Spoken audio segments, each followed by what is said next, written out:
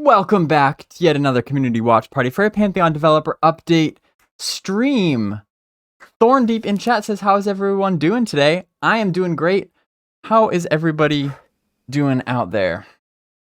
It is Friday. It is the first really warm day in the Northeast where I am. I'm wearing shorts for the first time in a long time, so it's kind of a nice change of pace. It's a good day. Be watching some Pantheon videos. Excellent. Got Gulo here. Got Bolthar. Says, first time you've been able to catch me live in 2 months. So glad you were able to. So glad you're here. Just gonna get settled in here for another watch party, which today we're going to be watching a class refresh for the Dire Lord, which was streamed last night from Visionary Realms, and then I am back on my regular schedule of being able to review these the day after. So we got some time here. We're going to jump into it. The original video is only 36 minutes long, so it's not too long of one, but as you know, if you frequent the watch parties here, you know that there is a very wide variety of lengths of time that it can take us to get through these videos. So it should be interesting. You know, I will do something you should probably never do as a streamer and start off a show on a kind of a bummer, which is to say that I am actually not that much of a fan of the Dire Lord class. It is, call me controversial, but it is one of the least interesting classes to me in Pantheon. Now, as I've said before, I will try every class. I feel like I would be remiss if I didn't at least try them all at some point. And in fact, I have played the Dire Lord in the past, and so you know, I'm the kind of guy, I like to have a complete picture, even if I'm not going to play a class. I feel like it's beneficial to at least know as much as I can about the other classes, how they work, what they're capable of, because in a game like Pantheon, that is so group centric, not group required, but group centric, and cooperation and collaboration are rewarded.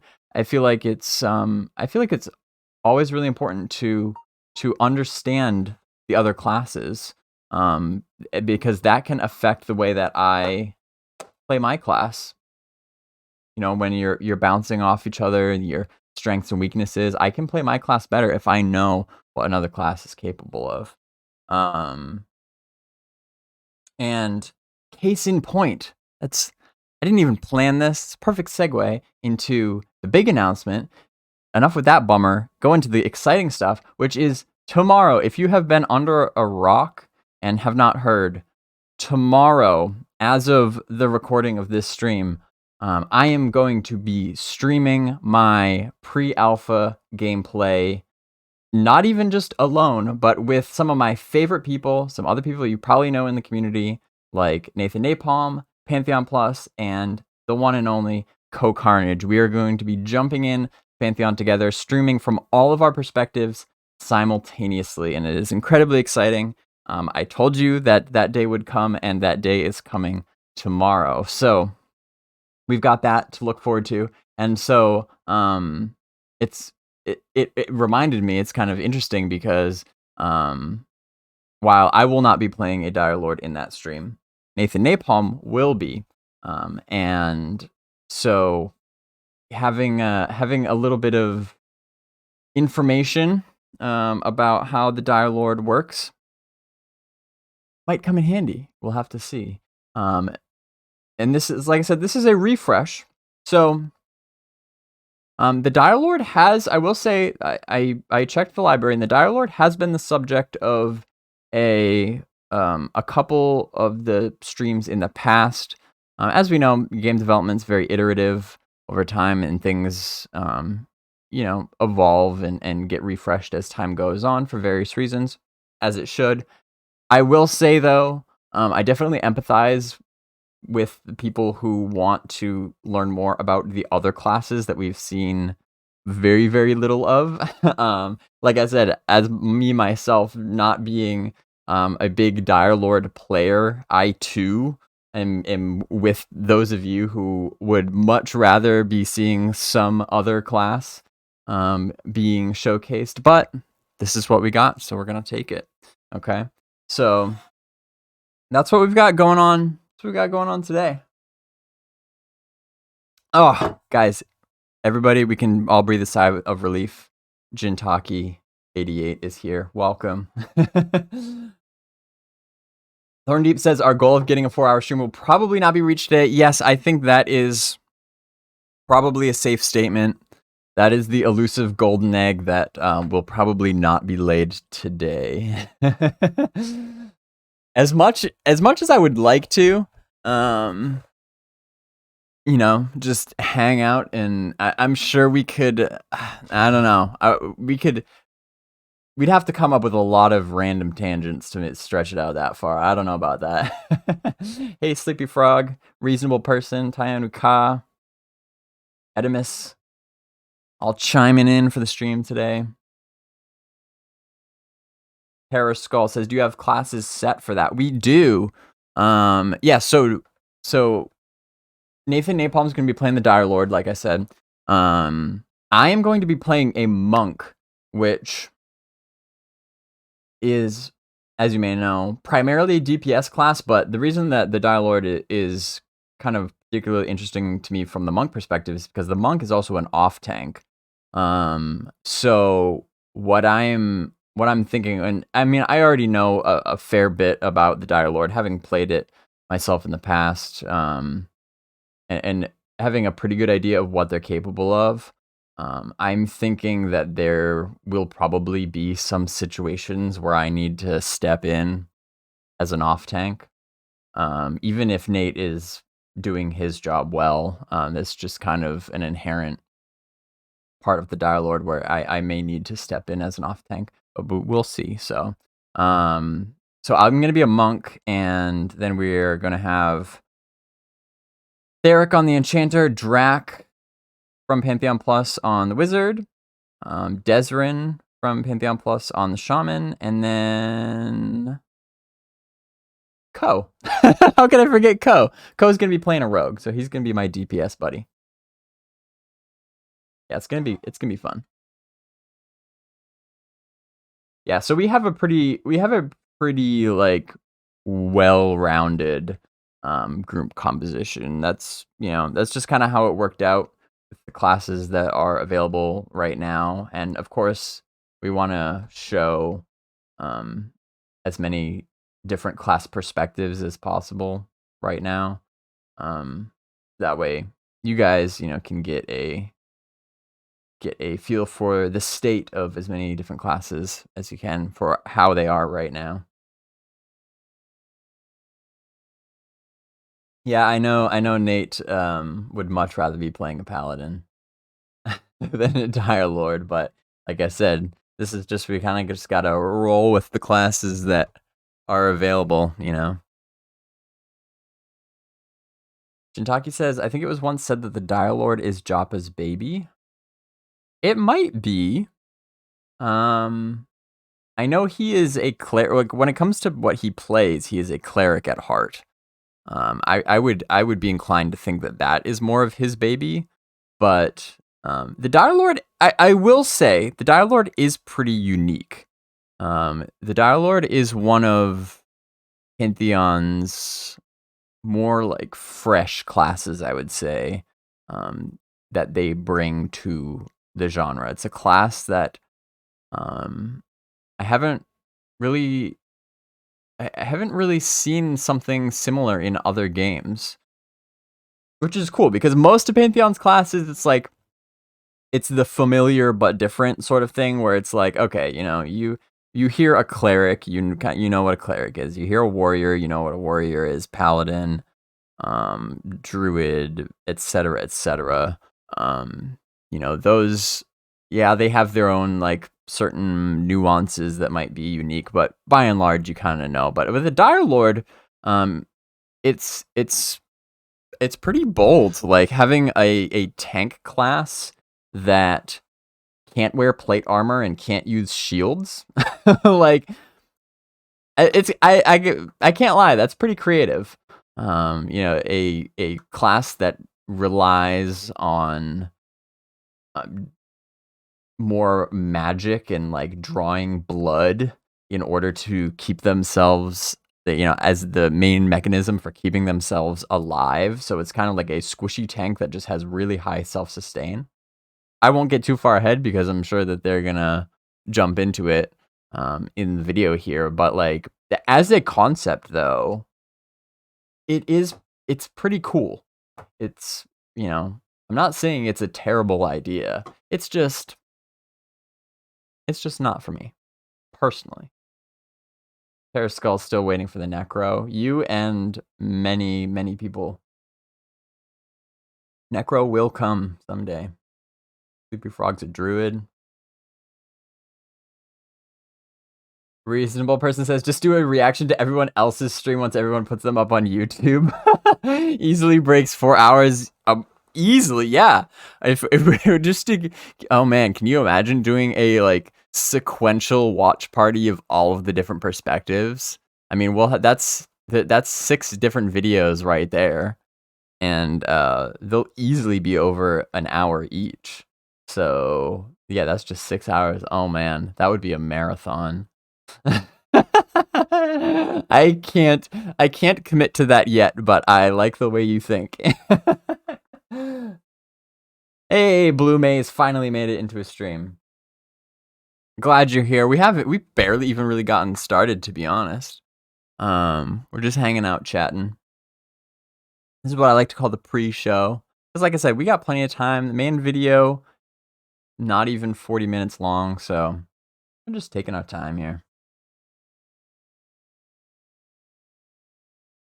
Jintaki says he likes to show up in streams as the Dire Lord. At least you are right about that, because the Dire Lord has some sick looking armor. Let's just pull it up right now, why don't we? Boop-a-doo. Go to the library. I know right where it is. Because it was actually the last time I recorded Pantheon gameplay. It wasn't a live stream, but it was some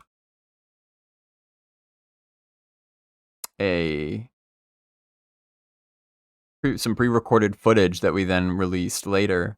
Theric was there too. This was back in 2021.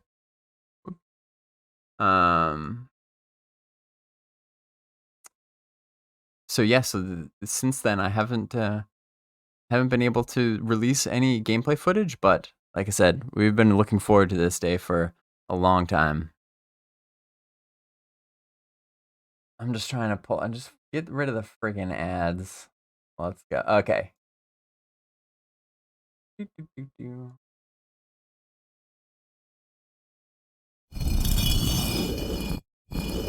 This was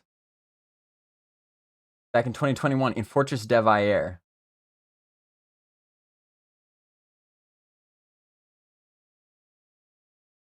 Oh yeah, Nathan Napalm was there. This Minus was there before he got hired by VR. This was Joppa as a high-level Dire Lord in like max tier raid gear, just showing off. Joppa likes to show off. That's really what it is. It was pretty sweet though. That was pretty sweet. So that's what Dire Lords have to look forward to. But yeah, that was a good time. Like I said, I can't wait to get back in. Can't wait to get back in the game with these guys. It's always fun. We'll see if maybe Joppa decides to make an appearance. But that's what's going to be cool about this stream, though, compared to that one in Fortress Devair, where Fortress d'Evair was kind of more of like a linear sort of experience. You know, it's kind of like an overview of your class and all the different game systems and stuff like that. Because it was for the evaluation build, which was intended to showcase to like investors and um, publishers and things like that, like in a more condensed experience. Like this is what Pantheon is about, and it was really fun to be able to play. But just by its very nature, it was a little bit more like just linear, where you go through this storyline, and then we like knew at a certain point we would sync up with the rest of the guys and Ronik, and that's kind of what that's that period where Joppa showed up to show off his armor, and then we synced up for like a dungeon run through the caves with Ronik and et cetera, et cetera. So as fun as that was, what I'm really excited about with tomorrow's stream is that it is completely non-linear, is completely off the rails, unhinged, unchained. We can pretty much go wherever we want, do whatever we want to do within the playable area that the rest of the pre-alpha testers have access to. So, and we'll be in there among the rest of the players. We don't know what sort of camps are going to be open or anything. We're just gonna kind of have to wing it, and that's really exciting. give a little look into what we do in pre-alpha.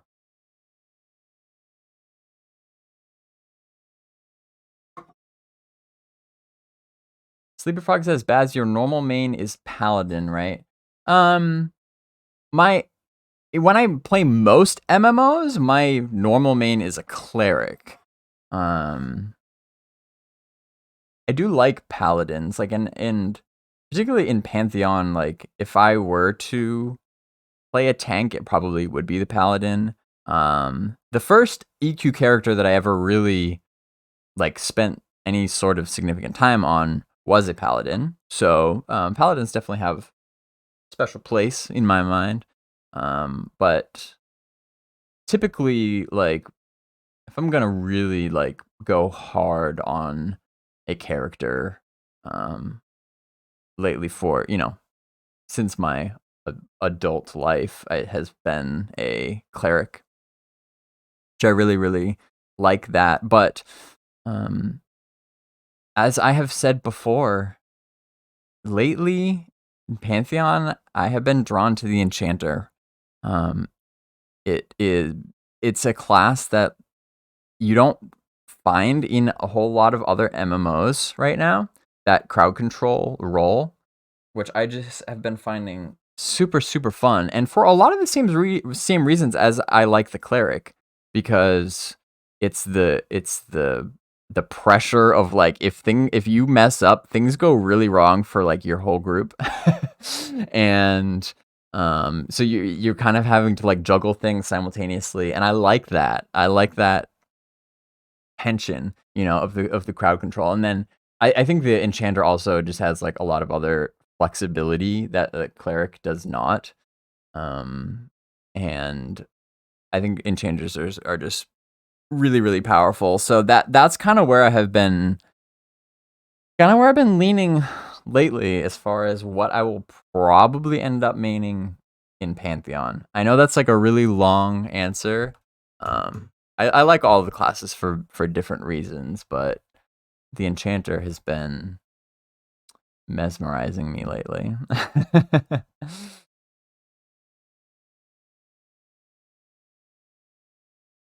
Blue Maze, you're a beta tester for EQ in 1999? That is pretty awesome. That must have been a really cool experience.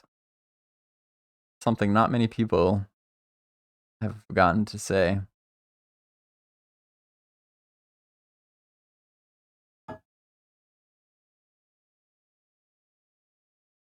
Thorndeep says that Baz, as CC, do you play in first person or third person? No matter what role I'm playing, I pretty much play in third person these days. Especially as CC though. I wouldn't even consider playing in first person, to be honest. You absolutely need to have that situational awareness. You need to know if there's an ad coming up behind you, all that sorts of stuff. But yeah, when I was playing EQ, well, I started in shortly after launch in 1999, and back then third person wasn't even really a thing. Nobody played in third person. So I did get very used to playing in first person and got very comfortable with it.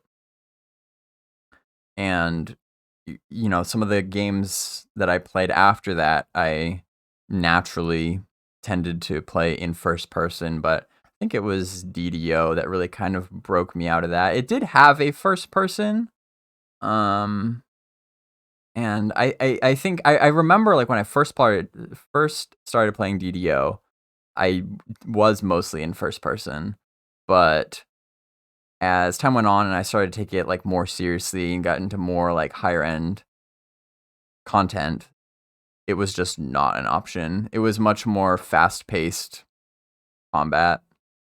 You just absolutely needed to be in third person. And like I said, to have that situational awareness of what was going on in a wider area and around you. So that pretty much solidified third person for me.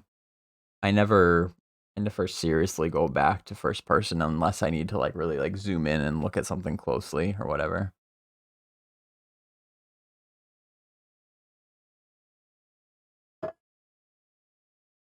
Tall Pockets was the name of your character.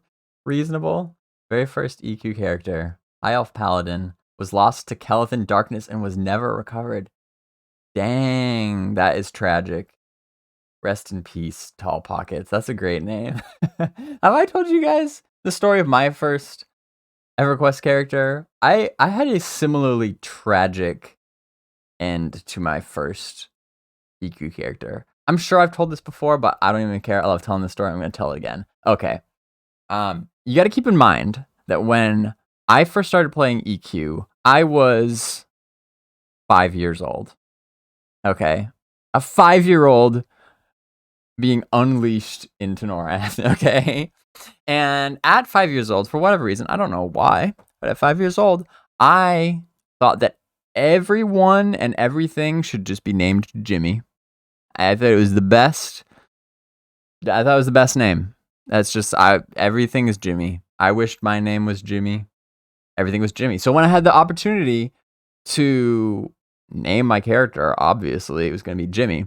And well, actually, in EQ, you couldn't even give yourself a last name until level 20. So just Jimmy. And because this was like 1999, like a few months after launch, that name was available. So I got it. And I was a half-elf ranger.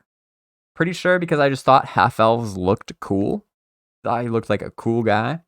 And in all of his polygonal glory. And I was a ranger because my brother had already made a ranger. And at that age, I just wanted to do everything my older brother did. So, half-elf ranger. Okay. This was also in the days where there was no map, and because it was shortly after launch, player-made maps were not very readily available. I can't say that there were none. Because I don't remember that much because I was so young, but they were certainly not super commonplace. Okay, and what that meant was that as a half-elf in Surefall Glade, and as a 5-year-old, I kind of had a hard time getting around. Like, I got lost very easily. And now my whole family played EQ together, as you may know. We had like my aunt, my uncle, my grandmother, my brother, my cousin, like we were all playing.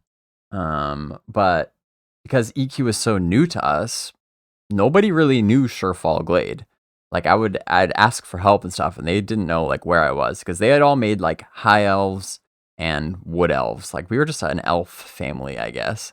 But you know they're in Felwith and Kelethan, which are pretty close to each other. But I'm way over in Surefall Glade. It was just a terrible idea, and like they had already been playing for a little bit, so like they knew the region around where they were, but they could not help me where I was.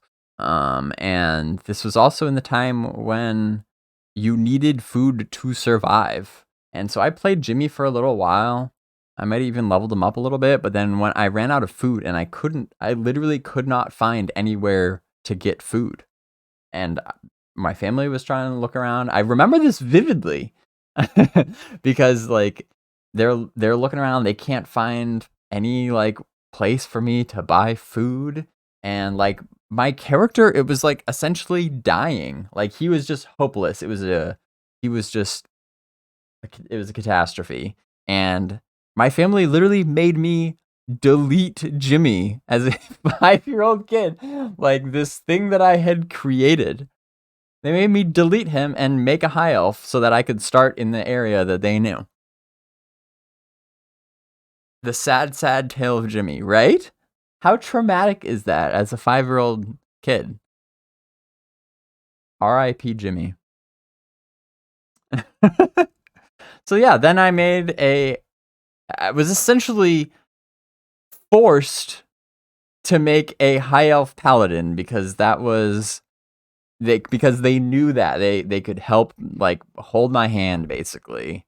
Because my grandmother had a high elf paladin, and knew all about it. So then that's why when I was talking earlier about like the first serious EQ character that I spent any sort of like real amount of time on, was a high elf paladin named Lenamar in EverQuest. And now it is time for me to pull out the sweatshirt.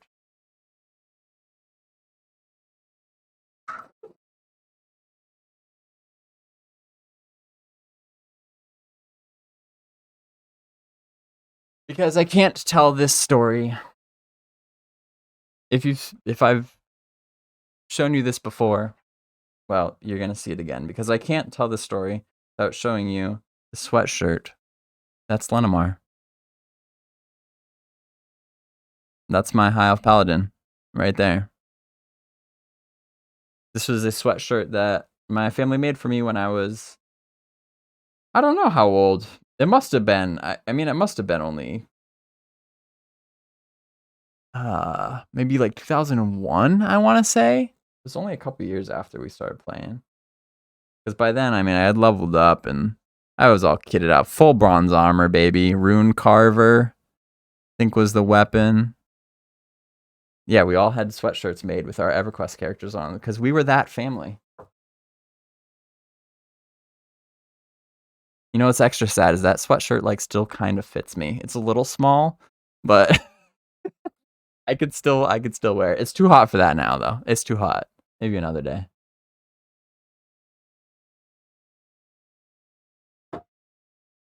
Bolthar says Jimmy needed to get to foraging. Yes, he did. Hindsight is 2020.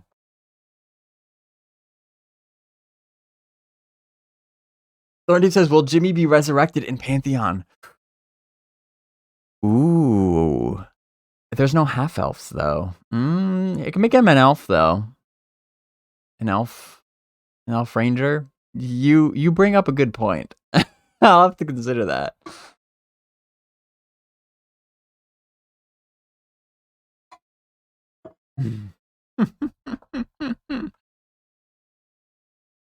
Well, anyway, enough of that rabbit trail.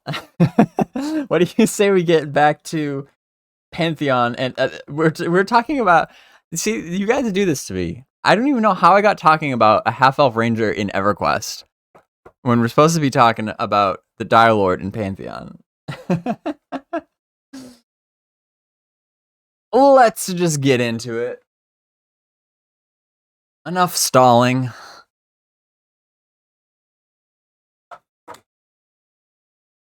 We are going to be playing Pantheon Bingo. Head over to librarypantheon.com. Go to the bingo hall, get your card. This is updated. If you're in chat, you can just do !bingo to get the link real quick there. I did make some tweaks to the cards, removed some of the terms that hardly ever come up and added some more terms that probably will come up more frequently. Hopefully make it a little bit more fun to play. Oh yeah, Sleepy Frog, you know it. When the headset goes on, it's go time. Mark off your free space. And yeah, let's get into it.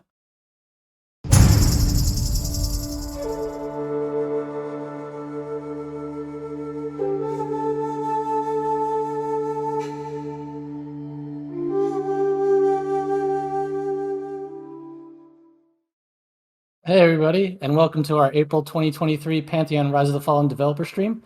I am your host, David Rohret, and with me as always is my co-host, Anthony Guini, aka Minus. What's up, Minus? How you doing? Doing great, David. As always, I look forward to showing off what the team's been working on.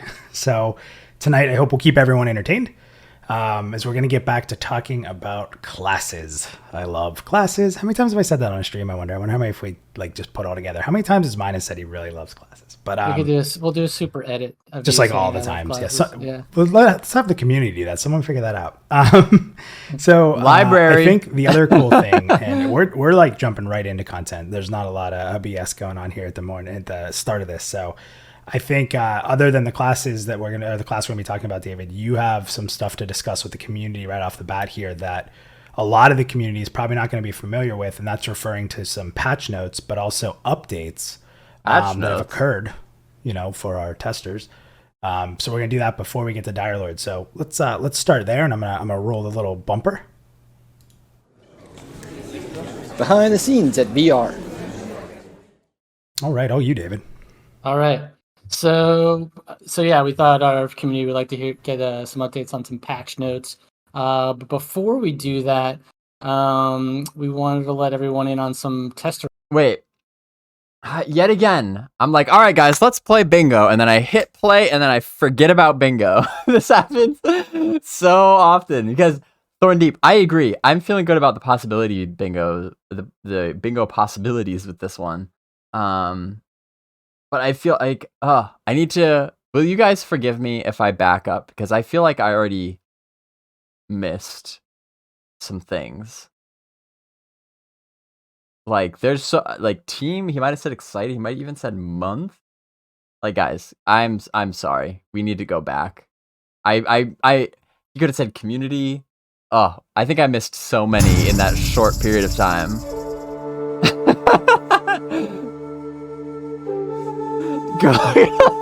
I'll forgive you for this, but not for Jimmy. That's fair.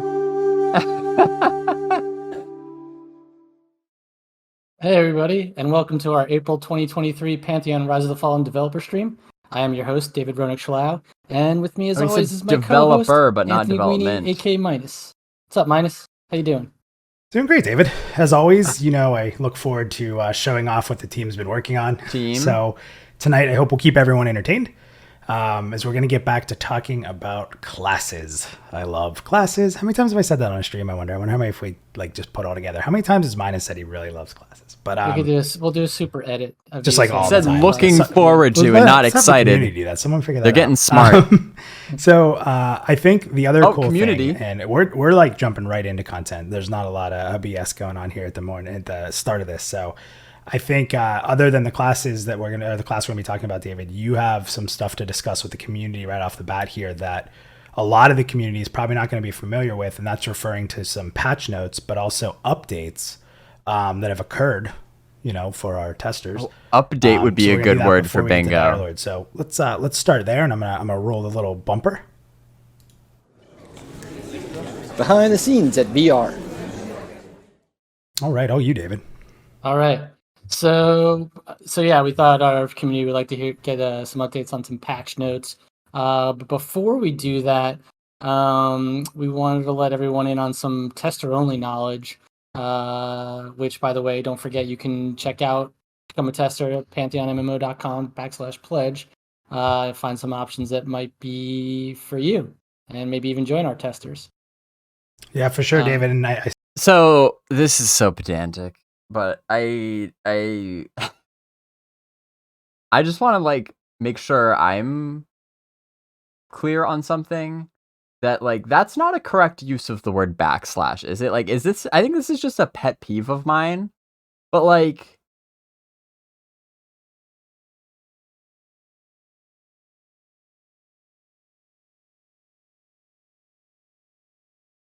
this is slash, right? That's or a forward slash. So if you go to www.pantheonmmo.com/pledge, like that would be the correct way to type it, right? So that's a slash, but that's a backslash, right? Because it's a slash that goes backwards. You wouldn't do pantheonmmo.com/pledge, right? Dominating slash. You sound like a subject expert. You tell me.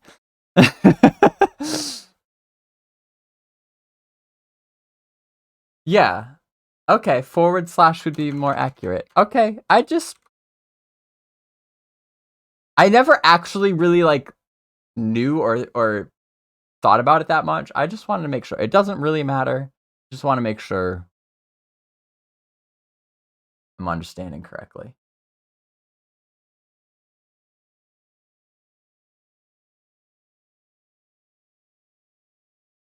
A backslash is a symbol that resembles a line slanted toward the left. Okay, thank you. I'm glad we're in agreement in that. Okay. Sayunika says, as an IT person, I can tell you putting a backslash in a web address is a call for disaster. Yeah, I think Ronik might be trying to like troll some people.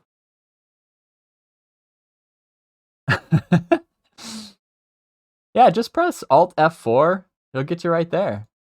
assume what you're hinting at, that a lot of people don't know anything about, is the recent run of ad hoc test sessions that have occurred. Yeah, that's right. So we don't really advertise these outside of our tester community, but in April we actually had our testers in twice already. Before we even got to our scheduled test, they were able to get in for 24 hours on April 7th, which was a Friday, and also Wednesday, April 12th. They were there to test some exciting new things to improve our overall testing experience as we kind of, we're on this path to alpha. There were a lot of things they were able to test, and we got a lot of good feedback on. One of the biggest was the fact that our programming team is focused in a huge way on overall performance across the game. This includes some quality of life additions, some higher frame rates, a wide variety of machine types, as well as a massive improvement in our server stability. In our last test, actually, we barely had any hiccups when it came to holding the player load. Even asking all our VIPs to start the test by making new characters so that we had everyone sort of concentrated in a single area. We have a few more things that we're working on, but I feel like we've made some really big strides, and in the upcoming test, tile hitching should be gone. Yeah, so David, I think that's a personal one for us, because if anyone's ever watched some of our videos, we've seen some comments where people are like, why is it hitch every once in a while when you guys are filming your videos? That was just like a built-in thing that's been around, David, forever, right? Like ever since you started. Yeah. Since we started filming videos. Yeah, it just was never a priority. So, I mean, that's gone. I mean, it's going to be pretty incredible.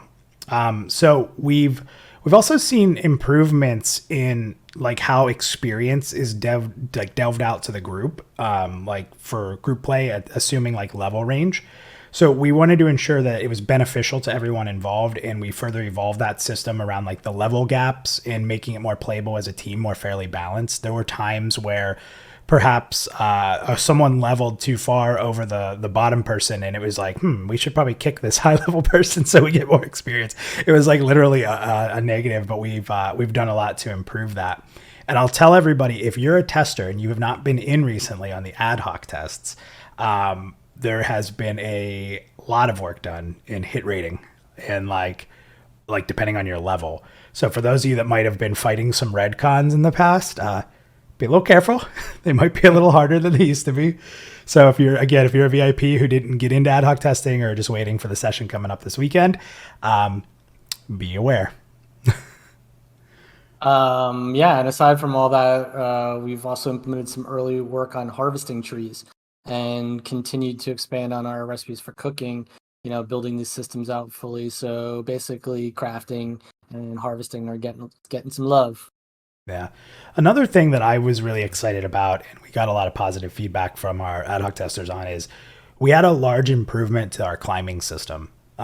Prior, for anyone who's tested or if it's gotten out with us talking about climbing, the difference in endurance drain as you're climbing and the speed at which you climb, those are two things that should be affected by how your climbing skill is playing out. Those two things didn't feel like that much different from like a level 1 player, and like I think we've had people get to like level 15 to 20 in that area. So someone who had like actually focused on like maxing their climbing, it didn't feel much different. That system is vastly improved. So now people actually do really feel those skill ups. It allows you to climb faster and longer. So the combination of that's really nice. So I can't wait to like get to the high levels and really be able to tackle some cool things.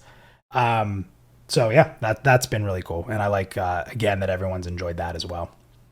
I love sharing these notes with the greater community because there's a lot of really strong steps forward for us as a team that we sometimes just keep within the VIP community. And I think we're seeing a lot of progress on these items, and I just can't wait to let them out of the bag, Yeah. Yeah. And how did they dodge all of these finger words? Awesome, but David, you were able to kind of poke at Joppa a little bit and say, hey, give us some internal patch notes. We haven't read patch notes in a while. Yes, so sometimes these are fun because we may not even, we'd say something and people are like, what does that mean? And then people start to dissect. So I'm going to hand it over to you. Do you want to read through some additional patch notes to tell the community? I do. I feel remiss that I don't have my guitar to sing the patch notes on. Oh boy. But maybe next time. So we finished. All right, so I'm going to read these. So we finished a significant rebalancing of dungeon and overland dungeon NPCs. The test last weekend hit in the middle of this rebalancing process, which left our dungeon, overland dungeon NPCs in a much squishier state than intended. Be warned, expect a longer TTK when engaging these NPCs and higher outgoing melee damage for melee-based dungeon NPCs. Oh, great. Note also that the XP reward for killing these NPCs has been increased in line with the increased difficulty TTK. TTK means time to kill, by the way, in case anybody is not familiar with the term. The NPCs included in this rebalancing are goblins in the goblin caves, except for a rockbone goblin. Whatever that means. Everyone's saying you have so much reverb because you got into your excited mode. So now it's reverberating. People ask if you're in a bathroom or a school hallway. It does kind of sound. I'm coming to you live from the goblin caves. So I'm actually seeing the rebalancing to all these goblins except for the rockbone goblin. He's the only one. Sav said she put you in a dungeon. So also included in this rebalancing are the Did he say excited? Manor, the orcs up at the cliffs, and the Gadai. Did I seriously miss that? Except for the rockbone goblin. He's the only one. Sav said she put you in a dungeon. So, so I'm actually seeing the rebalancing to all these goblins except for the rockbone goblin. He's the only one. Sav said she put you in a dungeon. So also included in this rebalancing are the spirits at the haunted manor, the orcs up at the cliffs. Oh, your excited voice. Oh wow, that's a good catch. Yeah, I completely missed that. What would I do without you? And the Gadai in the cliff encampment. So everybody loves some class updates as well. So that's some things, but let's get into some of the class stuff. Shaman, Hurry the Pass will now function for all Shaman HOT spells. Mantle, Line, Refresh, Echo. We got some changes to the Rogue. The Rogue traps you'll like these. Rogue traps can now be resisted properly, scaling with Tricks of the Trade skill.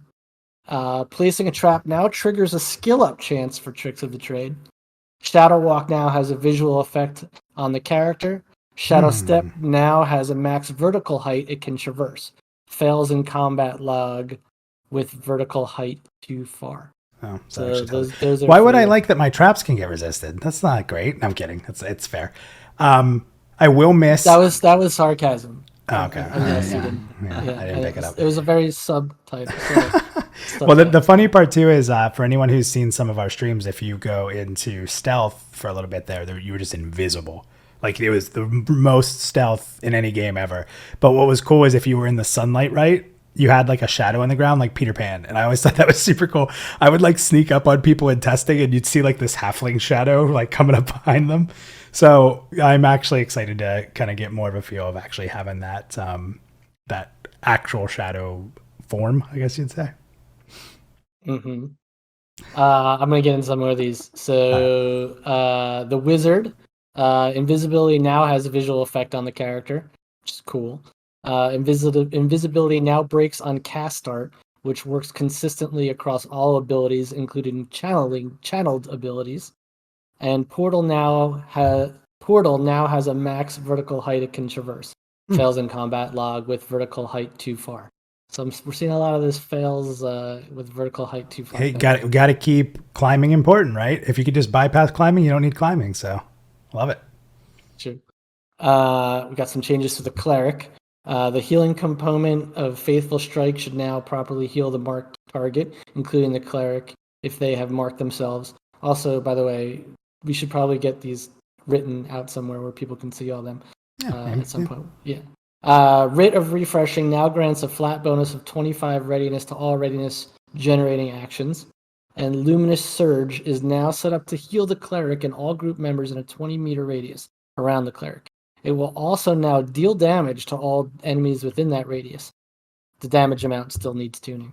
So it sounds like I wonder if that means like it's going to be wild damage. Now, so testers are going to have to let us know, is it wild damage or not enough damage? I kind of hope it's like crazy wild damage and it needs to be tuned down just for like one test. I would imagine that's probably the case. But I haven't been on the cleric in a bit. And unfortunately the enchanter, why, Joppa, we gotta have a conversation about enchanter. You got one change. The duration of silence has been reduced to 5 seconds. Sorry for the low nerf enchanters. Your love attention is coming soon. Okay, thank you. So he answered my own question in the notes. He knew you so well. He knew. Yeah, he knew it was coming. Just to add on to the topic, while we're going to talk about the Dire Lord tonight. We've also seen extensive work on these other classes: the Shaman, the Monk, Rogue, Wizard, and Enchanter. Over the next few months, you'll be hearing a lot about this. Our internal and VIP testers have been overwhelmingly positive on these improvements, a lot of which is because it's their feedback, and they've really helped influence where these classes are going. We know our community is always interested in how the classes are progressing, and with a lot of recent work on these 6 classes, we'll have a lot to talk about in the next coming months. And so we'll see some of these refreshes like that we're going to see later on with the Dire Lord across all the classes. Yeah, thanks for sharing all that, David. I think that's cool. I know for some people who haven't been in the game, they're like, what does that mean? What does that spell? But it's kind of fun to go through these and then sort of get into the community and get into Discord or get into these different things like, what do you think this does? And kind of nice little conversation starter. So we hope you guys are excited about some of this progress. We cannot stress that the performance improvements have been very significant. And we kind of talked about the fact that once some of the things with networking was in place, that would be what would come after, because it wouldn't make sense to do it ahead of time. So we're getting to that point, and it's really good. So I just do want to remind everybody, we're a crowdfunded game. So, the dedication that you all have as a community, everybody here watching tonight, everybody watching on demand, that's what's helping us succeed. So thank you all for that. We say it all the time, but sharing out the content, discussing it on various social media platforms, and the feedback you give is important. David hit on it. A lot of these refreshes are very, very driven by community feedback. So if you wanted to check out or help support the development of Pantheon, you can also check out pantheonmmo.com/. Just give us a dead Rohret joke. Works for you. And check it out. And if it's something that you love and you want to do, jump in, and maybe we'll even see you as testers. It's our drive towards completion relies on our amazing community in so many ways. It's even just the emotional support and the just getting us excited for getting everyone into the world and things like that. So with all that said, David, I know our Dire Lord fans that have been waiting for us to get into Oh, no, this he said are here. social. We're gonna- Did he say... No, he said social media. Did he say network? Networking? How did I miss that one too? If he said networking, then network totally counts. It's a variant of the same word.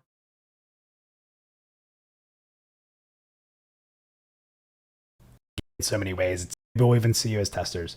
It's something when did he so if you wanted to check out or help support the development of Pantheon, you can also check out pantheonmmo.com/pledge. Maybe there's an option that works for you. And check it out. And if it's something that you love and you want to do, jump in, and maybe we'll even see you as testers. It's our drive towards completion relies on our amazing community in so many ways. It's even just the emotional support and the just getting us excited for getting everyone into the world and things like that. Oh, So world! with all that said, David, I know our Dire Lord fans that have been waiting for us to get into this are here. We're going to roll a refresh experience here, and then we'll be back to talk about it. So, hey, let's get at it. Let's do it. Oh, you Hello, got bingo? everybody. Nice. Minus here, and I wanted to walk through our latest refresh of the Dire Lord experience for levels 1 through 10, Oh, what while is showing off this? some gameplay footage highlighting these abilities. Thanks to the feedback Where from our is this? internal QA team and our VIP testers, we're really excited for where this gameplay experience currently lies, and we think those that jump into future testing will also be. Some pieces may be familiar, but we're going to walk through the entire experience. It's important to note that we will not be highlighting basic weapon techniques that will be featured across multiple classes. So with that said, let's get started. At level 1, the Dire Lord will start with Provoking Phantoms and Boil Blood, both of which would live on the action bar segment of your limited action set. Now first, let's start with Provoking Phantoms. This is a no-cost, instant cast This ability is with a range of gameplay 20 meters footage. and a 5-second cooldown. This ability will generate a moderate amount of threat, and whenever you use an ability on an This afflicted isn't- target that can... This isn't a flyover video because it is from the perspective of an actual player. So, but this is actual gameplay footage. So these new bingo cards are hot. They're ripe for bingos, though I haven't gotten one yet. They just gotta slip in a dead Ronic joke, or say immersion or immersive. Walter says variants of words this would never pass muster. Why though? Like, do I really need to specify like network or networks or networking? Like, like he still said the word network, came out of his mouth. In that, you know what he means. Wordplay, like I said, maybe if you want to play for money, then that's different. But I like to, loosest bingo in town.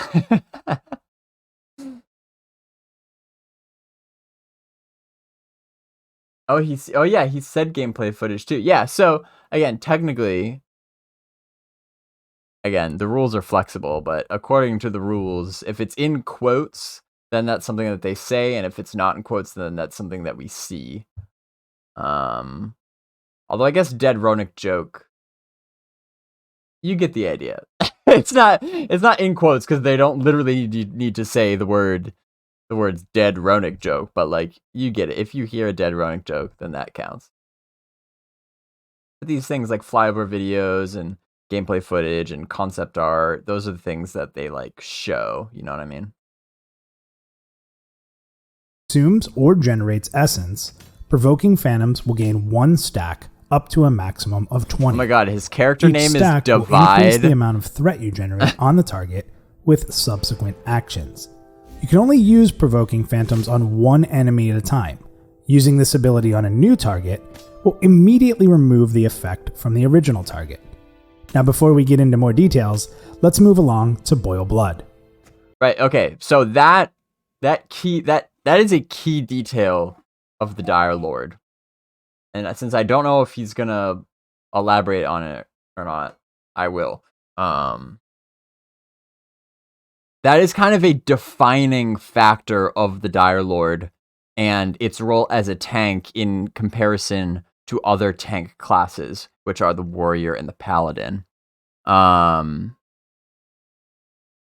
Dire Lord specializes in getting the aggro of one NPC and locking it down. Like, if you stack up those provoking phantoms, then like you are not going to lose aggro of whatever it is you need to hold aggro of. But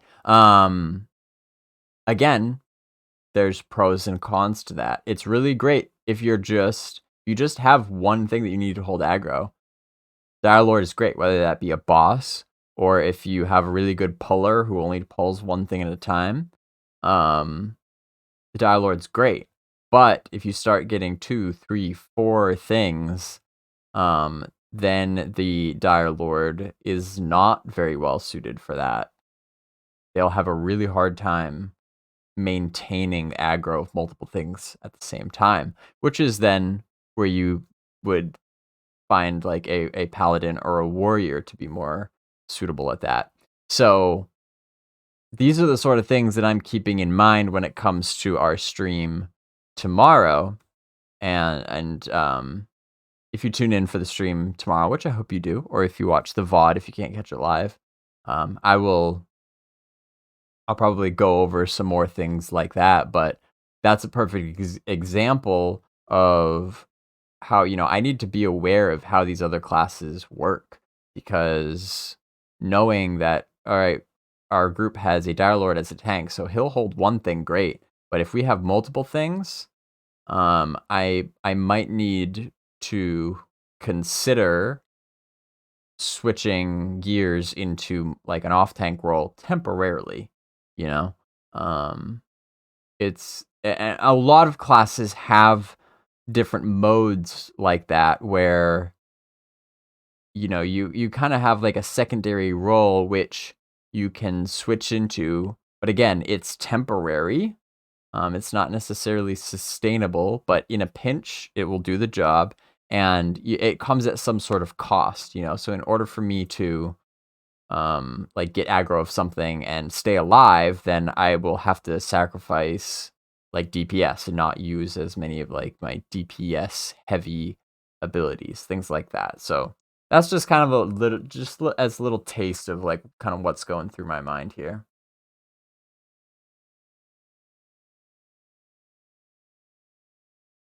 Boil Blood will cost you 250 essence and does feature a 1.5 second cast time. This is also a 20 meter range. You corrupt an enemy with your own essence, causing their blood to boil and burst, dealing minor fire damage every 3 seconds for up to 30 seconds. Now, Boil Blood generates increased threat with each tick. It does, however, have chances to be resisted depending on your corruption skill. We believe that Dire Lord players will feel strong out of the gate with these two abilities that can pull from a distance, but also put you in a great spot to fight safely at early levels. Between a damage over time effect using Essence and a free pulling/threat ability, you should feel both solo ability and solid group play with these abilities, while adding damage with starting weapon techniques. These abilities together will also aid a Dire Lord in maintaining threat on targets as damage dealers push to their limits, helping a player from the get-go in group play. So let's move on to level 2. The Dire Lord will get their first utility ability, Sanguine Shield. Now this is a 250 cost essence ability, which is instant cast, and this converts your essence. Yeah, so Thorndape says you guys will have an enchanter, so hopefully you don't need to off-tank that often. I agree, hopefully, that being the keyword there. Because, yeah, like Tyanu said, bad pulls can happen real quick. So it could be the sort of thing, if you get a bad pull, maybe I need to off-tank even just for several seconds or something while the enchanter gets caught up applying mezzes to the things that he needs to mezz. And then, once it's mezzed, then like, okay, now I'll switch back into primarily focusing on DPS. Also, something that I'm sure Theric will get into on his perspective is that an enchanter in Pantheon, it is not as simple as just like smack and mezz on something, like set it and forget it, and it's just locked down for like a minute and a half, like it would be in like EverQuest. You know what I mean? Like an enchanter can't juggle that many mesmerizations simultaneously for very long. So even with an enchanter, again, it things would have to be going pretty poorly, but it can certainly happen.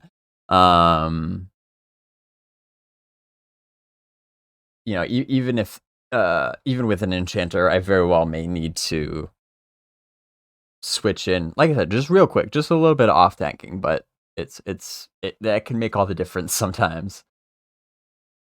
Into a shield, absorbing damage taken for up to 20% of your maximum health for 10 seconds. And yeah, Sleepy Frog says that's where group communication will be essential. Absolutely. And that is really what that's one of the things I'm so excited about this stream, and that I think will be pretty unique about this stream, is that, like, you know, we're a group of guys who know each other well and play together, and we know the game well, and we communicate well, and we'll be in voice chat, and you know, we can just handle our business, you know what I mean? Like, I'm especially excited to be able to show that to Ko, like, and get Ko in on that, because I feel like typically in the past, either he goes solo, like he has more recently, or if he does group, it's with like just like a pug, like all via text chat, or he's running with the devs and they're kind of like more or less kind of holding his hand. And of course it's the devs, like they know the game, you know, better than anybody else. So in our situation though, it's like the pinnacle of the Pantheon experience is like not knowing what's going to happen next. It's all very dynamic and organic, and we're just exploring it just like players would. But we feel like we have what it takes to be able to adapt, even when unexpected things happen, and be able to communicate our way through it. So I think that, like, that is the piece de la resistance of Pantheon. So that, I'm sure it will be a good time. Already at level 2, you will have a decision to make as a player, as to whether you want to spend essence to guard yourself from damage, or potentially avoid the application of a damage over time effect being applied. Or do you pull your essence to ensure Boil Blood is up, and ensure you're ready to quickly pull your next target. Depending on your group makeup, you will have a choice even at level 2. Level 4 is a very important level, which helps increase your essence generation with the instant reward of the ability of Dual Wield. This will help both your essence generation as well as your readiness, thus making level 4 feel like a strong increase to the Dire Lord's activity. To add to your previous decisions on how you would like to spend your essence, you will now add the ability Life Tap to your arsenal. Life Tap will also cost 250 essence, features a 2-second cast time with a 20-meter range, and this deals minor curse damage to the target, restoring health equal to the damage dealt. Not only will this help heal yourself during difficult encounters, but also damages an ability at the range of 20 meters, meaning that it's a great way to hunt down an enemy on the run, or even pull when you're missing some life. You'll now have to balance the use of this ability with Sanguine Shield and Boil Blood, finding priority in various situations or perhaps group makeups. Now level 5 will introduce a young Dire Lord to its Devour series of abilities. These abilities will act as a debuff to the target, while also buffing you for a set period of time using Essence. The first Devour ability you receive is Devour Dexterity. Now this ability also costs 250 Essence, has a 2-second cast time, and has a 20-meter range. With this ability, you consume an enemy's dexterity, decreasing it by 6 and empowering yourself with the absorbed amount for up to 5 minutes. Dexterity consumed increases with intellect, and it will have a chance to be resisted depending on your innovation skill. As the player will notice, while gaining an increase in essence generation with Dual Wield, The choices of how and when to spend become increasingly important as you level your Dire Lord. However, a key ability comes in at the next level, which will further a Dire Lord's essence generation called Essence Harvester. This ability, however, will not take essence to apply, but instead readiness. It is a general technique which deals 100% weapon damage to the target and applies Essence Leech for 20 to 60 seconds, scaling with the amount of... I just noticed Ronik's character is named Rosham, presumably Ronik Shaman, but if he should actually have a character at launch named Rosham and with last name Bow. Rochambeau. I like that abilities get attribute bonuses from certain attributes. Oh, Rochambeau would have to be the monk. Fair point.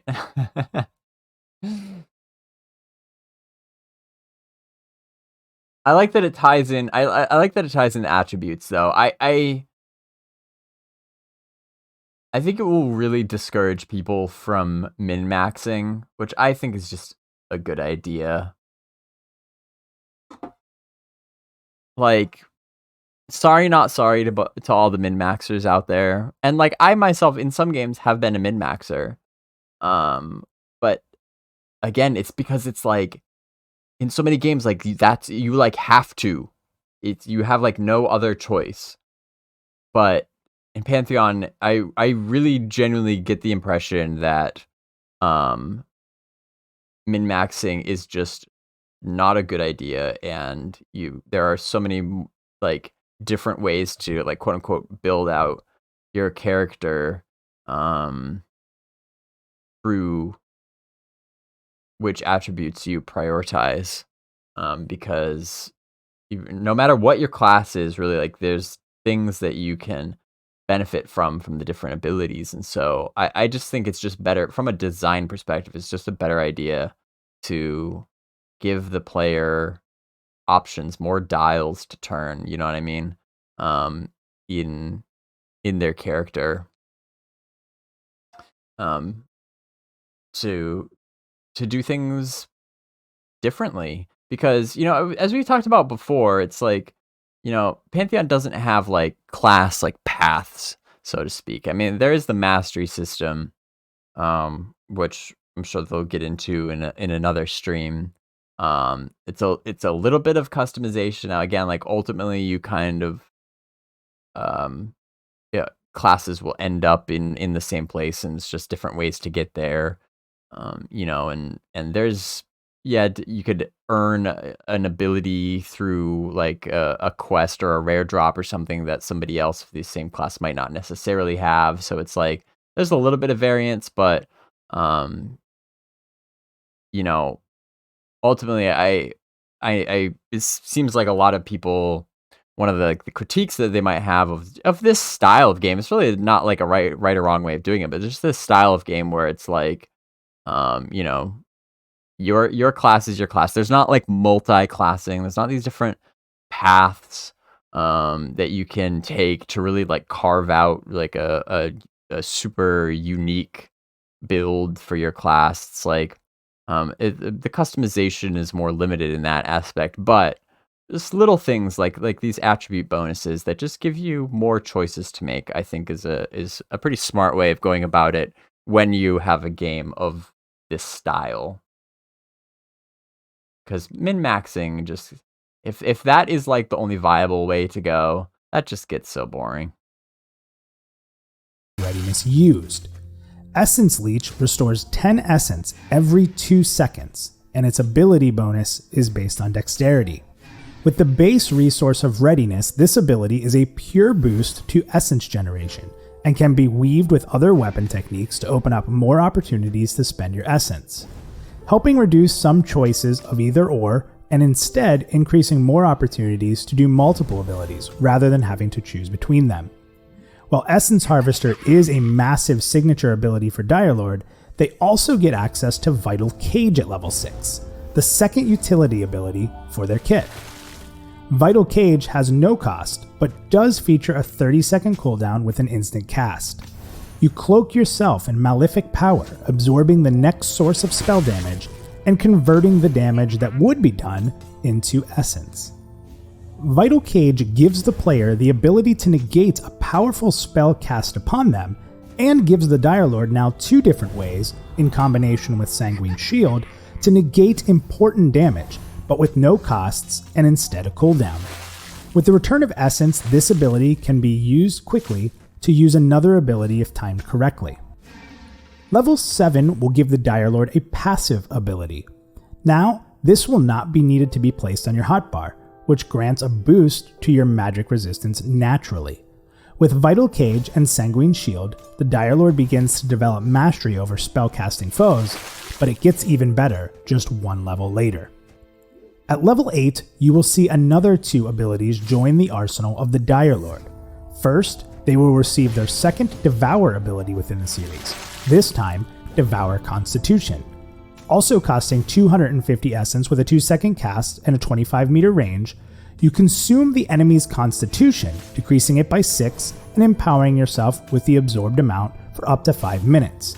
Again, this will increase with intellect, and the resistance will play into your enervation skill. Now, with the ability to decrease an enemy's constitution, and previously their dexterity, the Dire Lord can buff themselves while helping tone down a difficult enemy encounter, helping their group, especially healers, along the way. As stated, they will also get another ability, now helping negate a caster even further in Deafening Whisper. This is a no-cost, instant skill with a 3-meter range and a 30-second cooldown. This will interrupt an enemy's spellcasting and silence them for 3 seconds.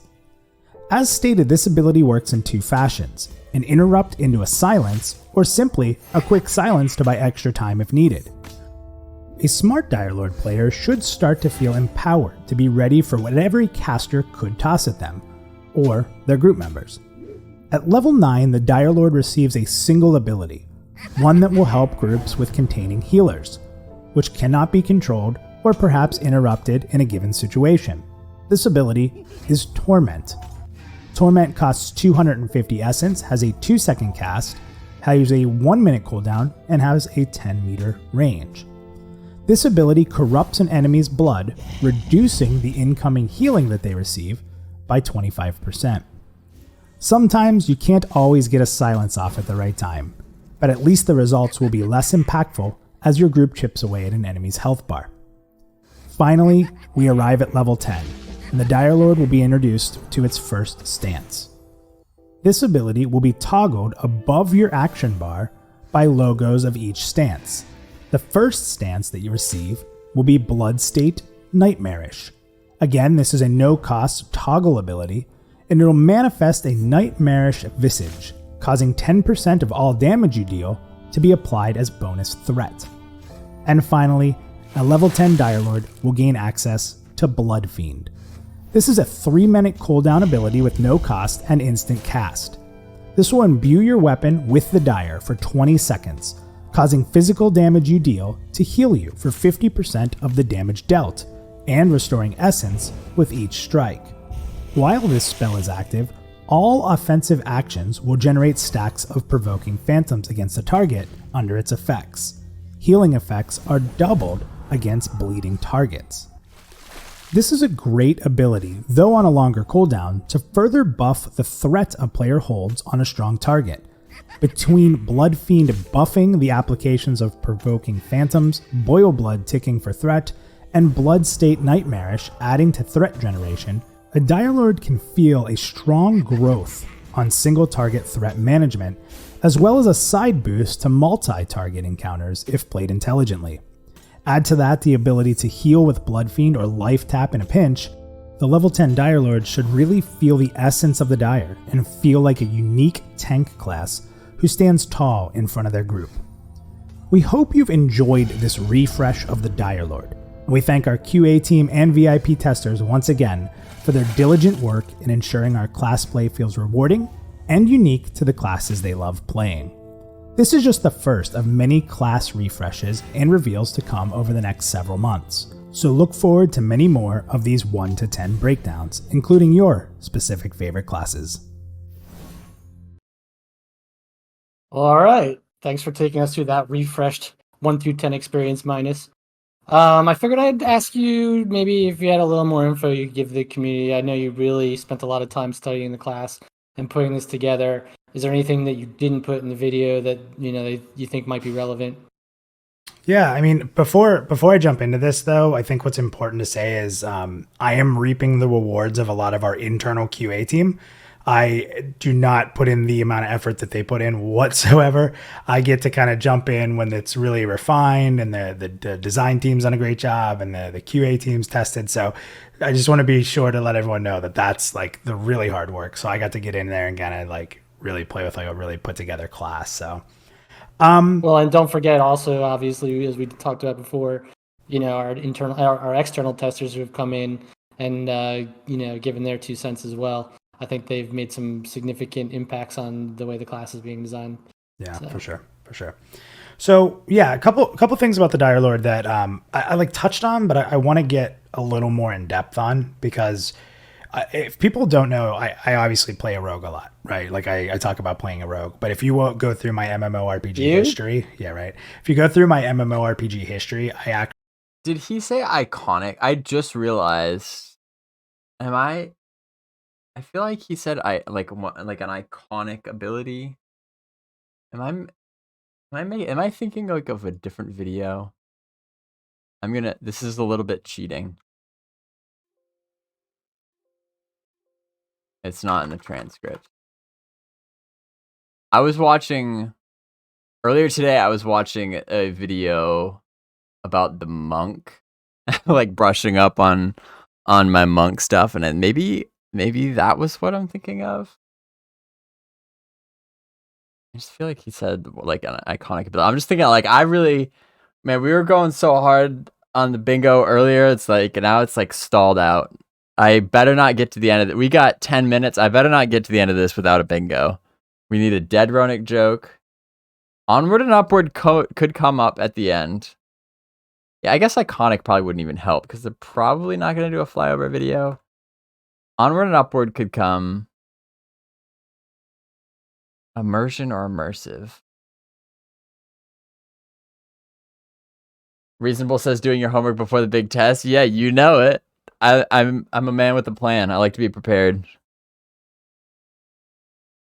Fordeep says in the stream tomorrow, are you starting fresh tunes? No, that is another thing that is going to be really cool.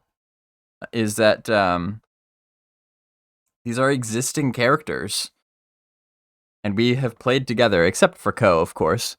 Ko will kind of be the odd man out, but he will have a character that can play with us, and that's what's going to be so fun, is because in the lower levels, for one thing, people have seen the lower levels, and it's like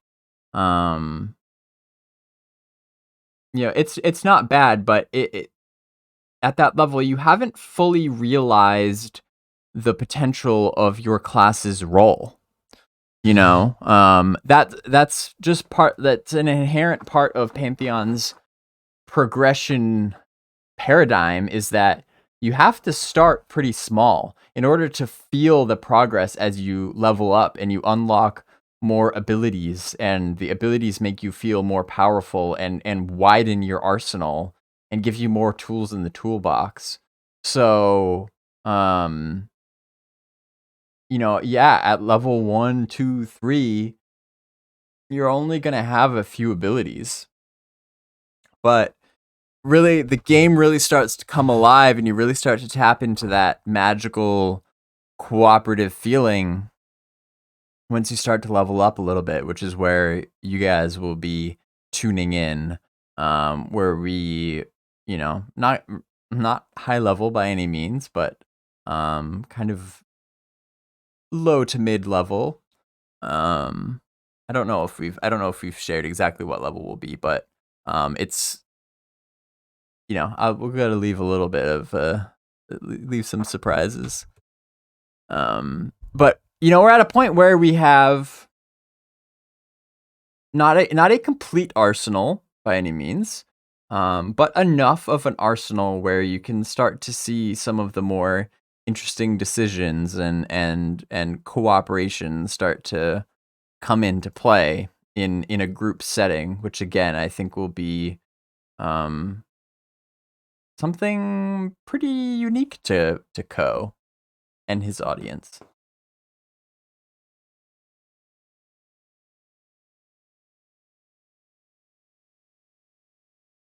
Edimus says, I think I read somewhere level 14. Yeah. So it is out there. You are right. I will be level 14 anyway. I don't know if everybody is level 14. I don't know if Ko is level 14. But yeah, we'll be around there. Around that level. 50 is max level. Yeah, Sleepy Frog. There isn't like enough content to like fully flesh out a 1 to 50 experience. At least in pre-alpha, but right now what's accessible to the testers, like I don't think you could just level up to all the way to 50, but that is the max level in the game.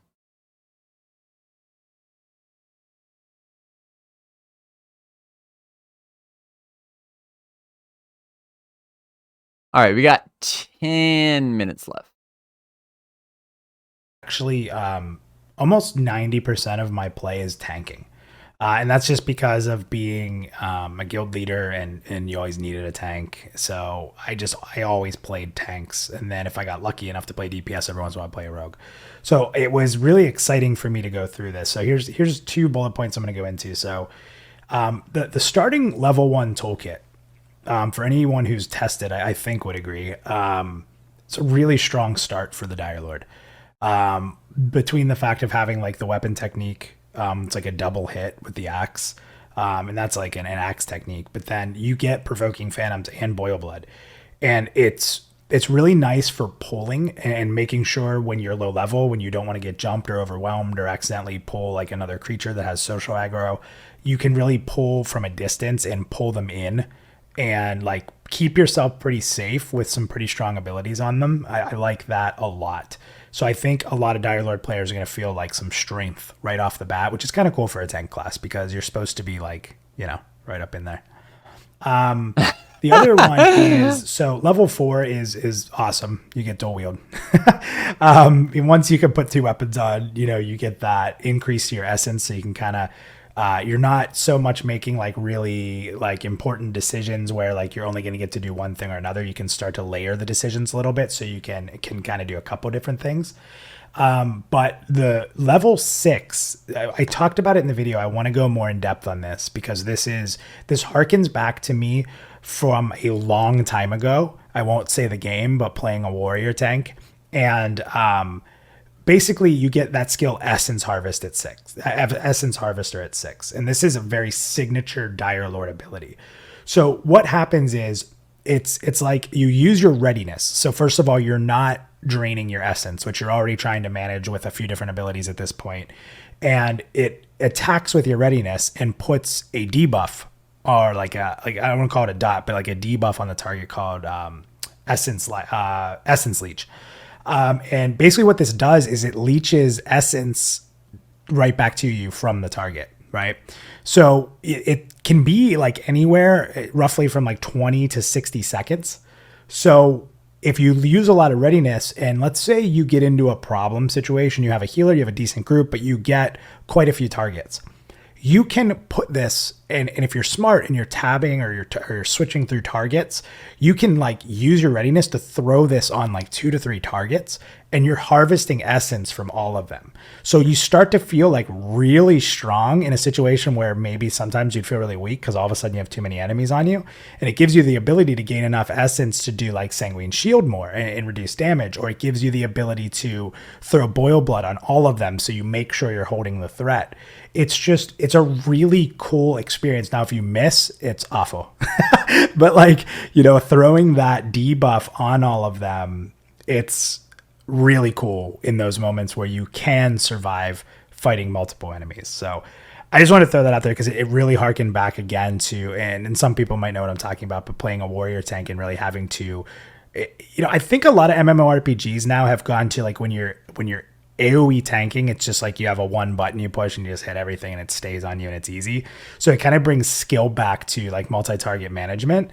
But when you pull it off, it's so rewarding, and you, like I said, you feel that essence coming stronger. It's really cool. Anyway, I'm sure you can tell I was kind of geeked out by it, but sharing that, I hope that makes sense to everybody who's hearing that. I love when you bring up your experiences in Hello Kitty Adventure Island. It's great. It's playing with Butters. Yeah. How about you, David? So, like, what were your favorite takeaways from the refresh? You know, very similar to yours. Yeah, I think the biggest thing for me was, like you said, the threat management. You know, I thought one, just from the get-go, you know, you have kind of strong tools to hold the threat, and that they were able to hold multiple targets at one time. I'd also argue maybe that right now, Direlord may be one of the best solo classes in the game. You know, for people who are sort of having problems finding a group, which hopefully you're not. Sanguine's Shield is also pretty legit, and even when you pull too much, you can use that ability to kind of focus and survive. And let me think. And you touched on provoking phantoms. I was like, the jersey came out. Provoking. Hey, I'm gonna go provoke some shadows. Yeah, provoking shadows, provoking phantoms over here. Provoking phantoms and Boil Blood is almost an instant peel, like right from the start. So I love that. Weapons wise, like I know you talked about the dual wielding. I really appreciated that, like the two-hander is now relevant. I think it's more fun than the dual wielding. So yeah. I think that's, you know, like I love that sort of that. I took some cool screenshots actually last night of like people just kind of, you know, they're big fat ogres kind of, you know, mid-air with these axes like coming down. It was pretty cool. And I think best of all, I think that now you can walk through Avelia, the town, and you just kind of get insulted rather than killed on sight, which is for now. Great for me because we know that's you know, something that I have some issues with. I'm gonna call that a dead Rodic joke. I love that. That's a bingo. So everybody, we really hope you enjoyed finally a little bit of a look behind the scenes. Right at the end there too. Notes, these ad hoc sessions, which we weren't able to really talk to until now. And I think our pledges, you know, our scions and it's been a long time since I've gotten a bingo, to be honest. We've really asked a lot from them, and they've showed up. You know, how do you say to a giant group of people going into a playtest, we need you all to not play the characters you've been building. We need you to make a level 1 character, and like everybody did. Like, I mean, I'm gonna be honest. It reminded me of another game, Hello Kitty Adventure Island, maybe, where everybody would make level 1 characters and run from like one end of the world to the other. Yeah, naked races. Yeah, like with the level 1 races. Yeah. So it's cool that we got to show everybody that, and I really hope. Again, I just love talking about classes. I hope you enjoyed the Direlord refresh, and you know that format. Hopefully, if everyone enjoys it, you're going to see that through the rest of our classes, so you can kind of get an idea of where we're heading with those and how they've been adapted from feedback and just getting them really into that class fantasy that we want to have in Pantheon. So. Yep. Well, thanks everyone for hanging out tonight. Don't forget next week, Minus and Joppa will be discussing the mastery system coming back. Parting the Veil. Wow, I called it. Hope to see you all next Thursday live on Twitch. Also, it's not too late to submit your questions across our various social platforms. Just look for the Parting the Veil post and add it. And maybe we'll feature you on the show. Also, we have a bunch of community members. Let's see, it's Pantheon Plus, Nathan Napalm, and Bazgrim will be streaming our pre-alpha session this weekend from their various points of view. So that's super exciting. It's one thing when the devs get in there and show off the game, but I think, there's definitely a more organic experience when it's players who, coming in and who don't, know where everything is. So look forward to that. Yeah, it's one of those fun things, like you said, is that if you have a favorite class or a favorite streamer, you'll be able to watch it from all those different views. And then we know you can't watch them all at once, so if there's you can watch, you'll be able to check it out. Just on get demand 6 and sort of get monitors. that different perspective, and not just even the class, just that streamer perspective, right? The group you mentioned, there's a lot of characters in there. You think? Yeah, so it should. We're hoping that at least one of those you're going to really enjoy watching, if not all of them. So really look forward to it. That'll be at 4 p.m. Pantheon time. 7 Pantheon p.m. time. The cool time, Eastern Standard Time. Is that what it is? Okay. 7 p.m. Eastern Standard Time. Yeah, that's what I'm always. There's a daylight time. It's Eastern time. Yeah, it's just Eastern time, Eastern. whatever the Eastern time is. Yeah. Really. Eastern, I don't know. It's Eastern time. Really looking forward to that. Nobody gives a crap David, about thank you for daylight another time. fun development stream. Appreciate you, buddy. And thank you to the community for lighting up the chat. You guys have been awesome tonight. Really appreciate the back and forth and the excitement. And you'll see more of this. And for anyone who comes to Party in the Veil, we'll see you next week. Thanks, everybody. Oh, no, onward and upward, but that's it. But I did get a bingo. I'm happy with that. Cool. Yeah, Morgan says, perhaps I missed it, but can the DL not use shields? They mentioned dual wield and two-hand. That is correct. Dire Lords cannot use shields because... Like you might have missed at the beginning of the stream, I was saying the main like defining characteristic of the Dire Lord is that it is a very offensive tank. They don't use plate armor and they don't use shields. Because they need to be drawing as much blood, or really they call it essence, but it's blood. They need to use edged weaponry to create as much of this essence as they can, which they then use to cast their spells, to keep themselves alive or to manipulate their targets, whatever the case may be. So yeah, it's a very aggressive, very kind of volatile style of tanking, but it's pretty unique. So yeah, that's the deal with the Dire Lord. They're not the type to just kind of turtle up in the stereotypical plate armor and giant shield and stuff. I could maybe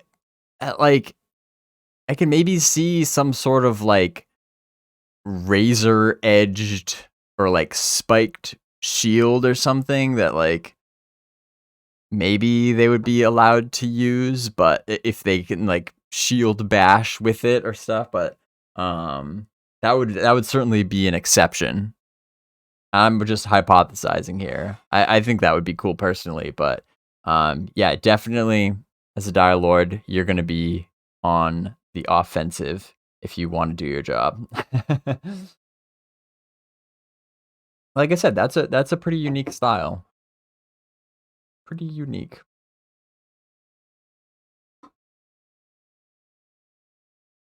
Hollow shield spikes for drawing blood. Oh, like syringes? Dang, that's pretty savage.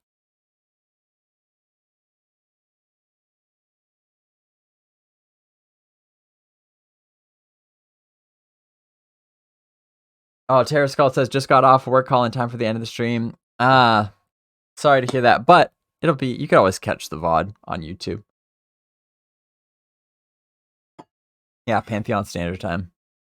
Daylight time needs to go away. I agree 100%. I hear that they were like talking about doing away with it, although they've been talking about it for a while. It needs to just...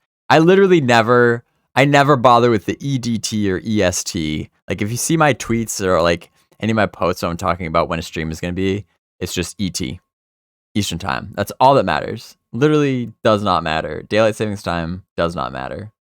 Obsolete, can go away. Anyway, they're talking about more of these class videos in the future, which I will hold them to that because I feel like they've been talking about doing that for a while. And I actually like the like 30 to 40 minute length of dev updates.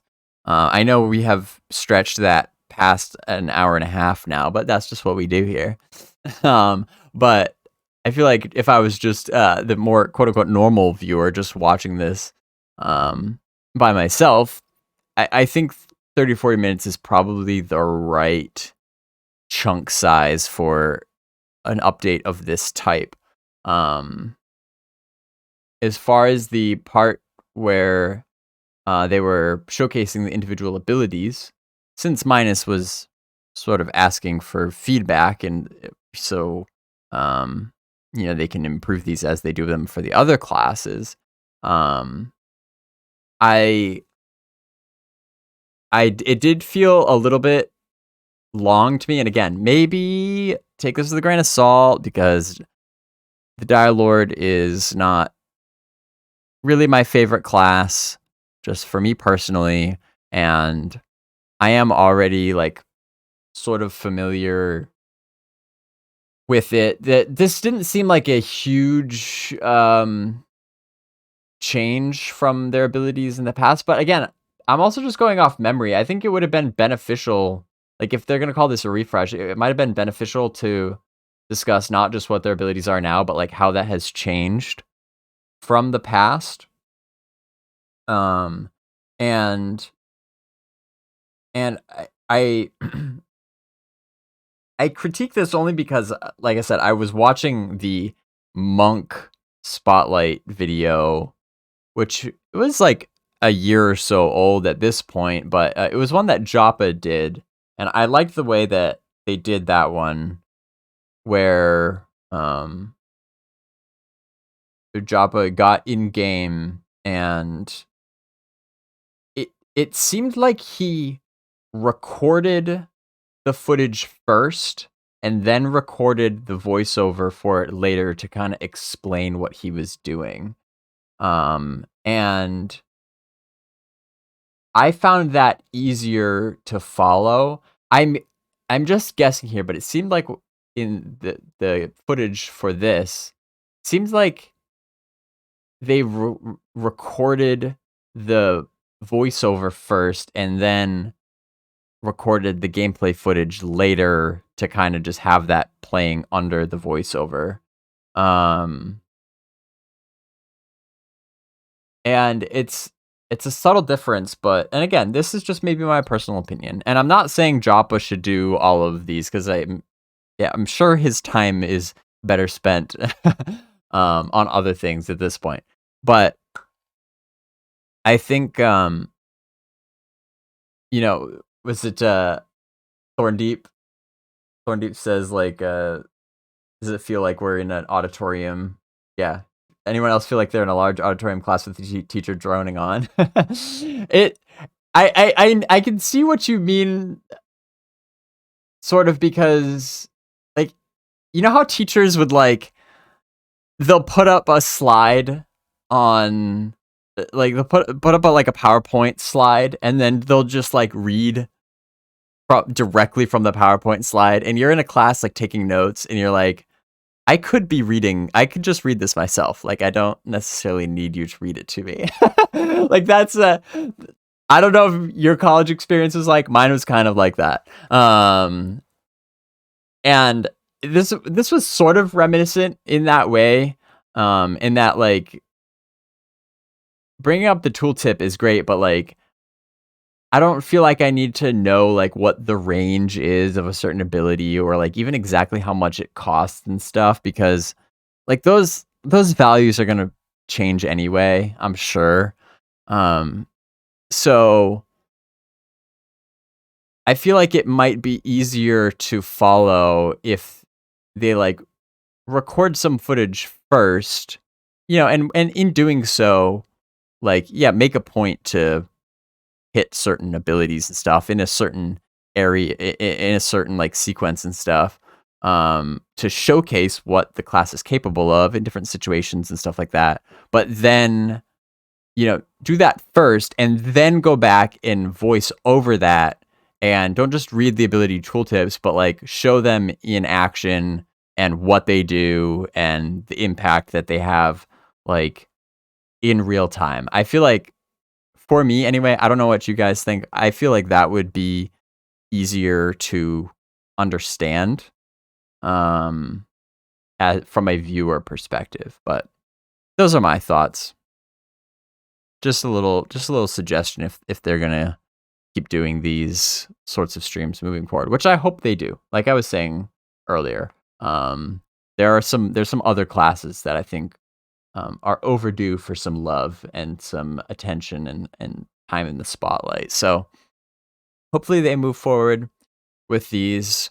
And because another thing too that I wanted to point out that some might say is the elephant in the room that I think should be addressed is that, like, I know that there's a lot of people that feel like game development has been going on for so long, like there's so much more of the world that needs to be built. Like, why are they spending time on class development? Which is a fair observation, but the key here that some people may not realize if they're not familiar with how game development works is that even with a small development team, which Visionary Realms is, there are different departments, and they can and do work on different things simultaneously. And case in point, like, yes, there is a ton of world building that needs to be done, and a ton of character modeling that needs to be done for playable races and the NPCs and stuff like that. There's a lot that needs to be done, but just because they're talking about like tweaking class abilities doesn't mean that those other things aren't getting done. I think it's important to keep in mind that this is just what they have chosen to highlight in their half an hour monthly stream. But that doesn't mean that's everything that's being done. And that doesn't mean that this is slowing down world development at all. You know what I mean? The designers who are working on these class abilities are completely separate from the art team who is, making the art assets, and the world builders who are placing them in the world, or, the artists who are modeling character races, and animators who are rigging them and things like that. That's all going on behind the scenes. So just wanted to put that out there as well as we move forward, if we're going to continue to get these class highlights. But yeah, good stuff.